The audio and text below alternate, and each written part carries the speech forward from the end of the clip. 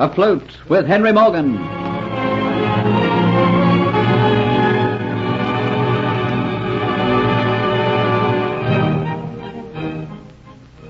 Dolores Pizarro, determined to retrieve the lost Aztec necklet and to trap the buccaneer Morgan, plans to go to Jamaica masquerading as Antoinette de Lacy, the kinswoman of the Jamaican governor.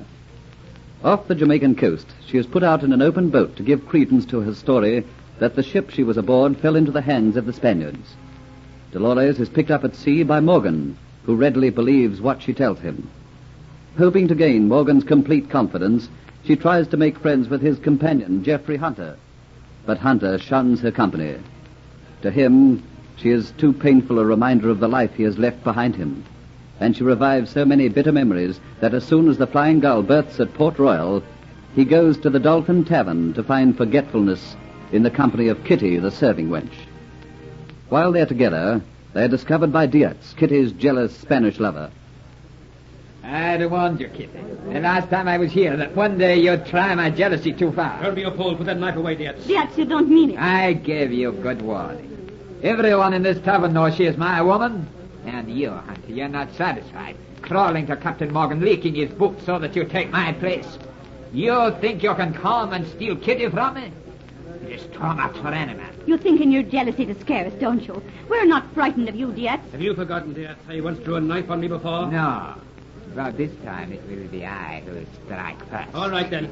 I'll take you on, unarmed as I am. No, stop it, both of you. You're behaving like babies. Diaz, you let Hunter return to his ship. I will not. That you will.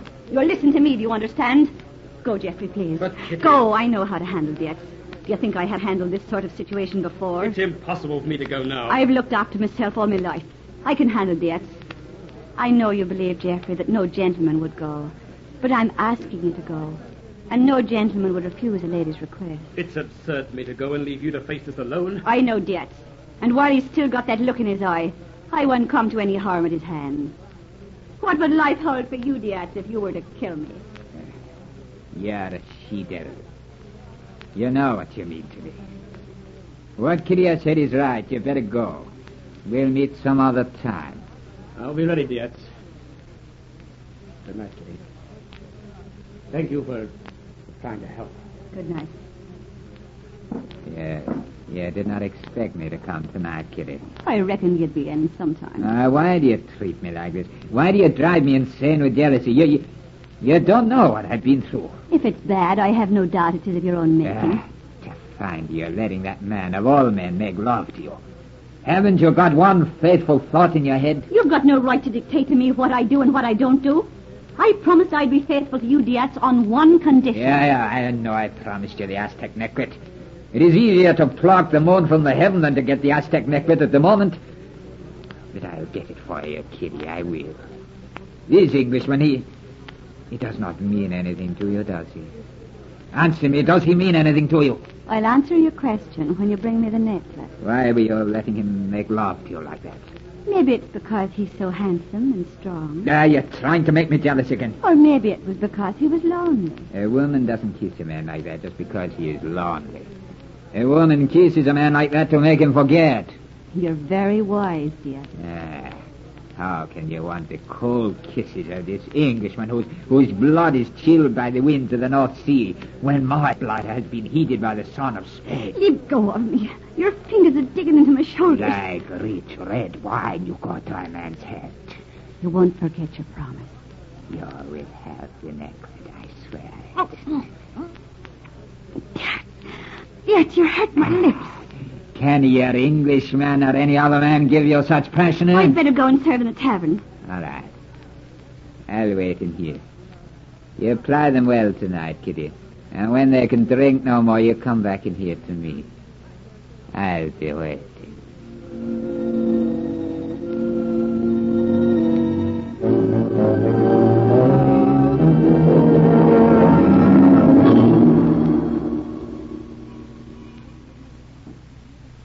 Come in, Hunter.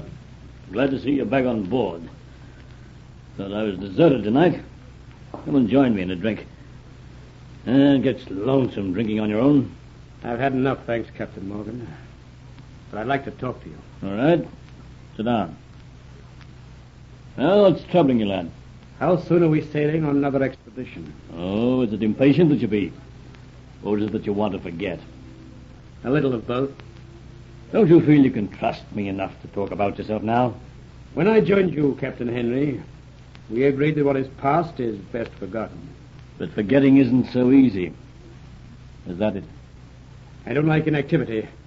Hanging around Port Royal. There's more to it than that. Still, you'll tell me all about it when the time is ripe. So it's forgetting you want to be. You'll forget me, lad, when I start again on my travels.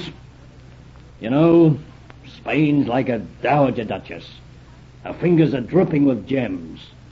Around her neck are ornaments of gold, just waiting to be filched. And I'll filch 'em.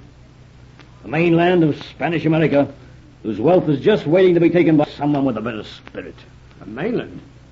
I thought you confined your activities to the sea, Captain Morgan. And a prize comes our way, we take it. But it's the mainland, Hunter. That's where the wealth lies. And after a town is taken, the night air is filled with the triumphant cries of the conquerors and the screams of the vanquished. Screams? Some Spaniards are foolish enough to think they can conceal their wealth from me. I have means of discovering it.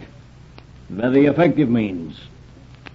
Ever seen a man sewn into a green cowhide bag and roasted slowly over a small fire? Done. If you're with me long, lad, you'll get used to it. The cowhide shrinks, and the victim soon screams out the hiding place of his treasures. There are other ways of finding out these things. You'll learn them. Now, won't you join me in the drink? No, thanks. Oh, an invitation I have for you here, Hunter. From whom? The fair young lady we rescued, Antoinette de Lacy. She's taken a fancy to you, she has. Specially asked that you should accompany me when we go to Government House. I must refuse. Must refuse? But why? I can have no dealings with those who frequent Government House. I am a buccaneer. And so am I, but I go. You're different. Do the rest of your crew go? So it's a snob you are at heart. I thought you'd jump at the chance of being Sir Thomas Motford's guest. She's a sprightly young girl, is Antoinette de Lacy. Please, Captain Morgan. It's afraid that you are to go to Government House. And it's a roving the high seas you want to be. What is there in Jamaica that you're afeard of? Come now, answer me, lad. Captain Morgan, I signed on with you on the condition that you ask no question about my past. I have no desire to go to Government House, nor to see Antoinette de Lacy again. Let that answer suffice. Insubordination, eh? Insubordination be damned. Aboard the ship, I obey your orders, Captain Morgan. But once in Port Royal, I'm free to go where I wish and speak to whom I choose. I will not go to Government House. Yes, I like your spirit, lad.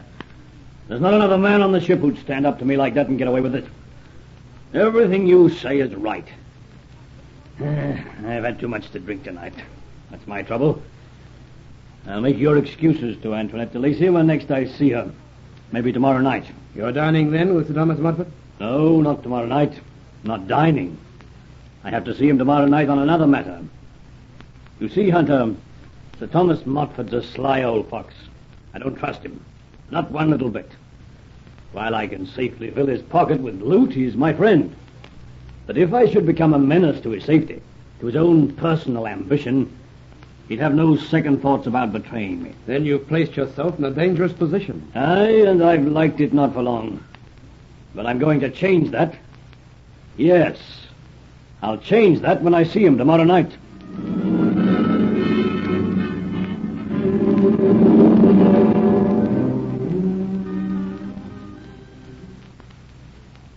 I haven't got too long, Morgan. Antoinette and I have to attend a reception.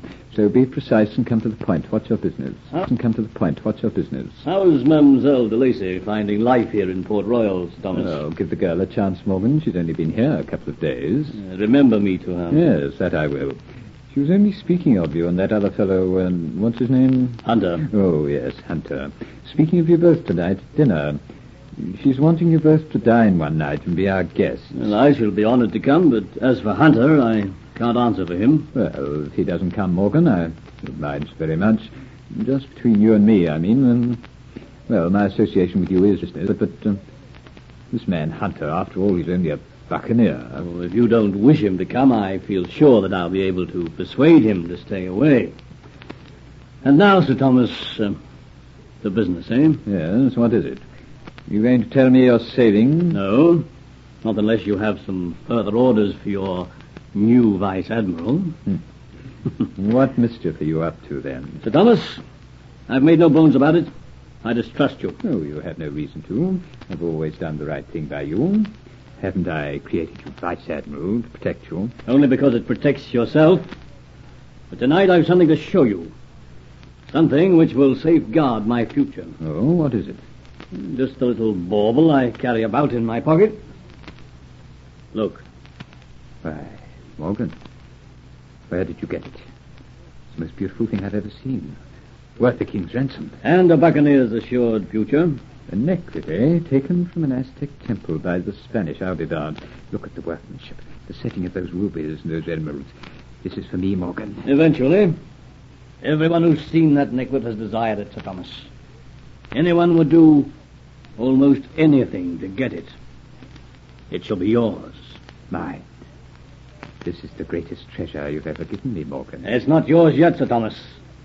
I intend to retire and live on the proceeds of my ill-gotten gains. But not just yet. In a few years' time. What has this to do with the necklet? I shall keep it in safe custody, Sir Thomas. When I retire in a few years' time, it'll be yours. But should anything happen to me in the meantime, the necklet will be lost for good, because only I will know where it is. I think I understand. Cherish me and keep me safe if you want the necklet. Now I'll be getting about my business. Uncle, I'm sorry. I didn't know you were busy. I was wondering if you are ready. Good evening, ma'am.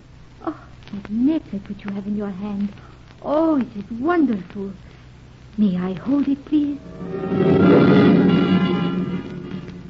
Dolores has at last seen again the Aztec necklet. Almost greedily she stretches out her hands to hold it once more. Listen to the next episode of Afloat with Henry Morgan.